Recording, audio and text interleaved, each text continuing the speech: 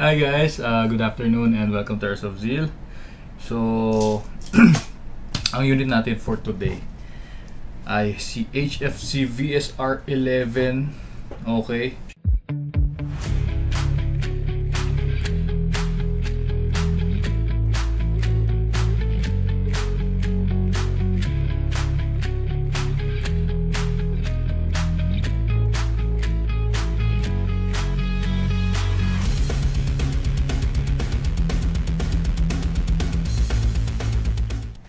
And ito ay para kay Sir Arnold Monreal ng Baler, Aurora. So sa mga taga Baler, Aurora, shoutout sa inyo dyan. And especially pinapa-shoutout ni Sir ang kanyang asawa na si Miss Jessa Capistrano Monreal.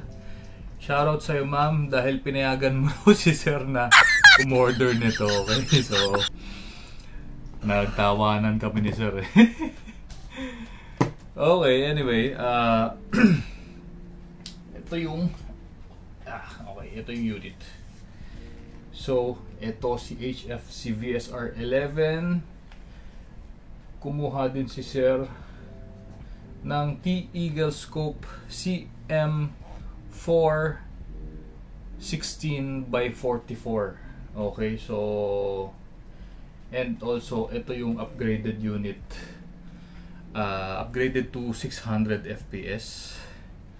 Okay, dito muna tayo sa para malinaw yung sa scope, yung specs ng scope.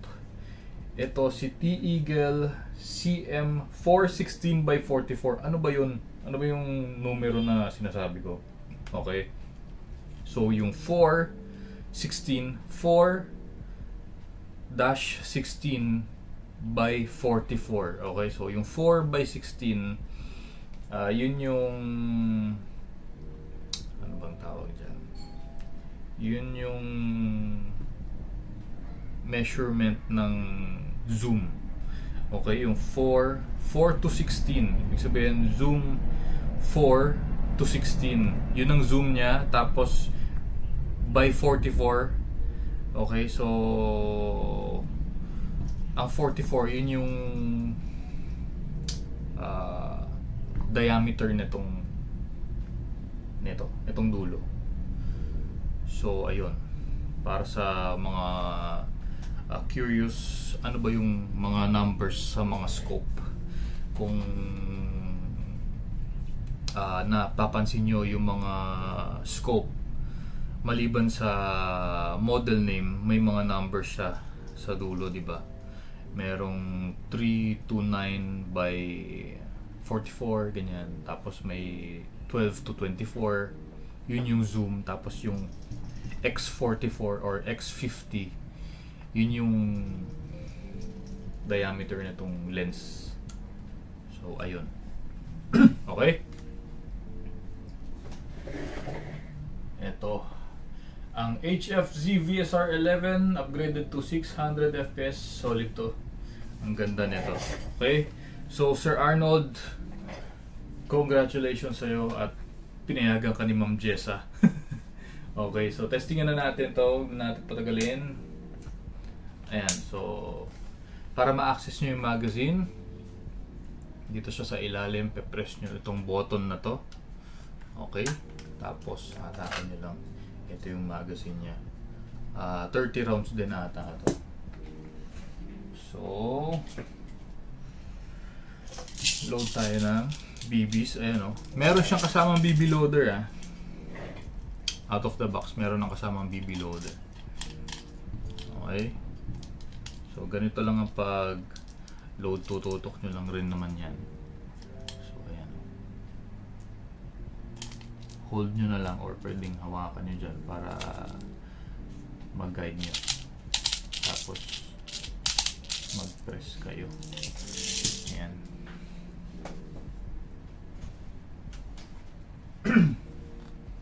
Tapos lalagay nyo na yung BBs, yung magazine sa loob. Ayan o. And please do take note na dapat maririnig nyo yung clicking sound. Ayan. FPS test tayo gamit ang 0.20. Yun naman ang standard na ginagamit na bigat ng BBs para ma-measure ang FPS.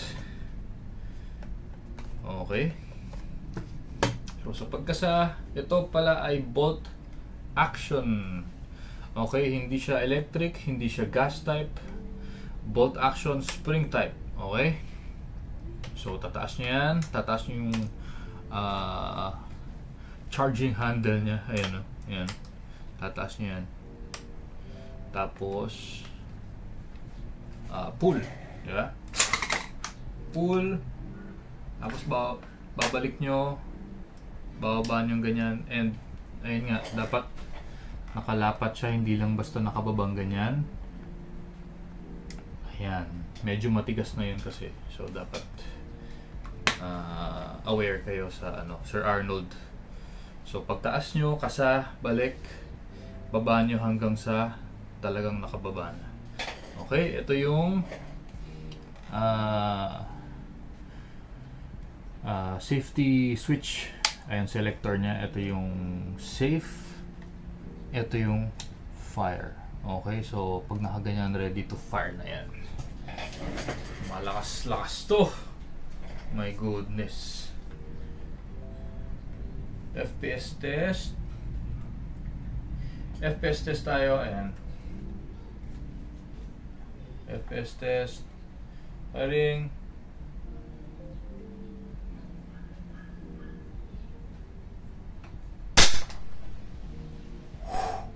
$690. Imagine nyo yun. 690. My goodness. Yeah. So, isa pa. Ayan. Firing.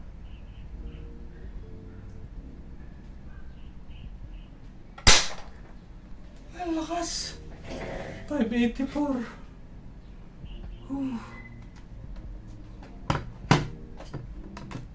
Grabe. Ang lakas nito.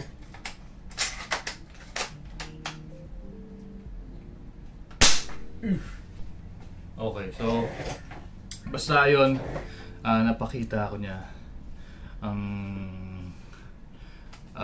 demonstration kung paano gamitin. And itong scope, meron akong video na nito eh. Itong scope, pinakita ko na kung anong itsura ng scope nito.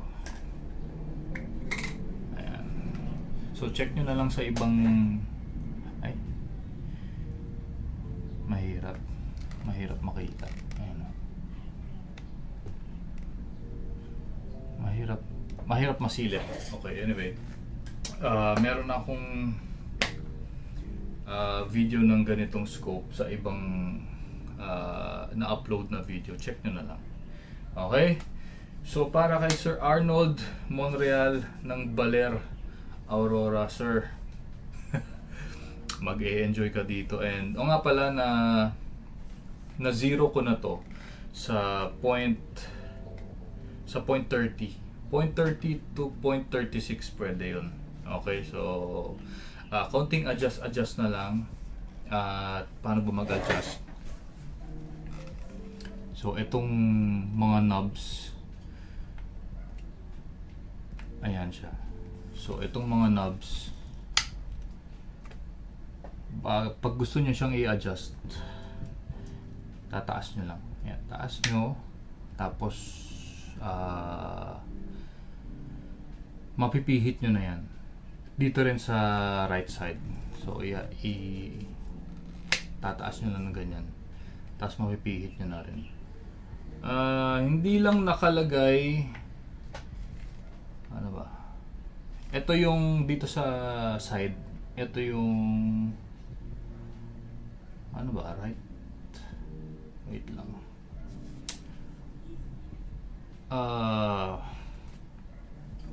Naalala ko eh, kasi walang nakalagay dito sa scope. Pero sa ibang scope may nakalagay kung vertical o horizontal. Pero madali ng kapait. Parang etong sa side ata, kung di ako nagkakamali, ito yung up and down. Tapos ito yung left and right sa taas. Ano lang naman yan, madali nang i-figure out. Okay, so Sir Arnold, ito na ang unit mo, ready for shipping na ito. Kasama ang mga bala na inyong in-order. Okay, so again, thank you Sir Arnold, and shout out to Ma'am Jessa, pinayagan mo si Sir ng order. Okay, so ayan, napakaganda na unit, napakalakas. Sarap mag ano nito sa malawak na lugar, no? Diyan sa Aurora Baler, no? Sigurado maraming malawak na lupain dyan na masarap gamitin tong sniper. Grabe ganda. Okay, so ayun lang for today, and see you on the next video. And syempre sa mga walang sawang sumusuporta hanggang ngayon, nandyan pa rin kayo. Maraming salamat sa mga nagko-comment, sa mga nagla-like. Ayan, familiar ang mga pangalan nyo, nakikita ko yan. So thank you very much. At ano pa rin, kumbaga nanonood pa rin kayo. Okay, so ano pa ba? Sa mga new viewers naman, may mga units kaming naka-upload. Check nyo na lang kung gusto nyo makita yung demonstration, and uploaded naman na yung Google Drive, makikita nyo yan kung gusto nyo makita yung mga units and prices. Nakapin ang Google Drive sa page namin. Okay, so para hindi kayo less hassle sa pagtitingin ng prices tsaka ng mga units, nasa page na yan nakapin. So nasa taas na ng ano yan, nasa taas banda yan. Ayan, ano ba? Ayun lang.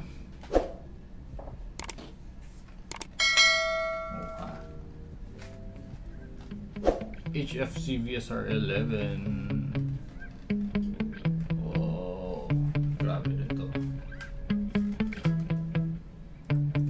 Okay, so hanggang sa muli, kita-kits tayo.